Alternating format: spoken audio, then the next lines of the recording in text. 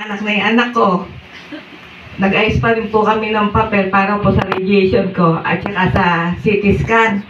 Sa awa naman po, pumasok po yung anak ko. Sabi niya, ma, dito tayo pumasok para maayos natin yun. Para kanya wala tayong bayaran. Ede, pumasok naman po kami. Ede, in-interview ako ng in-interview. Tapos pinakita po kung paano ako mag-radiation. Paano ang CT scan. Sabi niya, nanay, dito kayo papasok. 10 minutes lang naman, nanay, yung radiation mo. Sabi niya sa akin. Tapos, 10 minutes lang kanya, nanay. E de, sabi ko, salamat naman, 10 minutes lang ang radiation ko. Sabi ko, may lalagay lang pong towel sa tiyan mo, nanay, kung saan yung inano sa'yo, kung saan. Sabi niya sa akin. E de, salamat. Tapos, binigyan niya po kami ng papel. Akyat daw po kami. Pagka-akyat po ng anak ko, edi sabi ko, nak, alas 12 na. Sabi niya na, ma, kumain ka muna. Pagbalik namin, ano na siya, pangatlo na lang. Di ano na. Tapos sabi nung pumasok siya lang kasi ang umano, nakilala daw po siya nung nag-ano ng papel, sabi niya. Di ba ikaw yung nag-ano dis kay nanay sa PhilHealth? Opo, kanya. Sabi niya gano'n. Ilang buwan na siya mo, mga anak na po. Ako, sabi daw niya. Tapos sabi niya, kagaling mo naman. Alam mong ibang mag-aayos sa mama mo. Ikaw pa, sabi niya.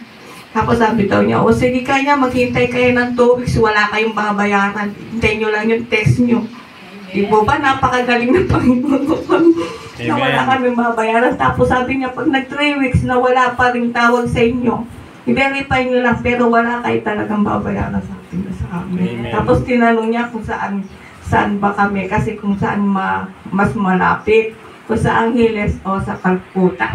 Tinanong ng anak ko, alam ko po kay Calcutta, sabi ni Grace.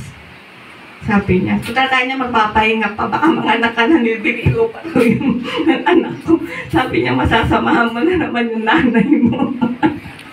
Kaya sabi ko, napaka-buti po ng Panginoon.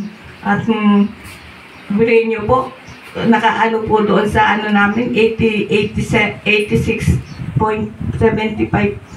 yung ano po niya, kumbaga kulang pong 100,000 yun.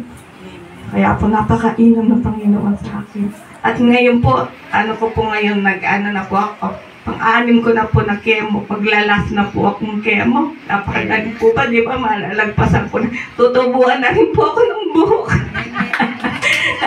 Malaki po salamat ko po. Talagang lubos po ako nagpapasalamat sa kanya.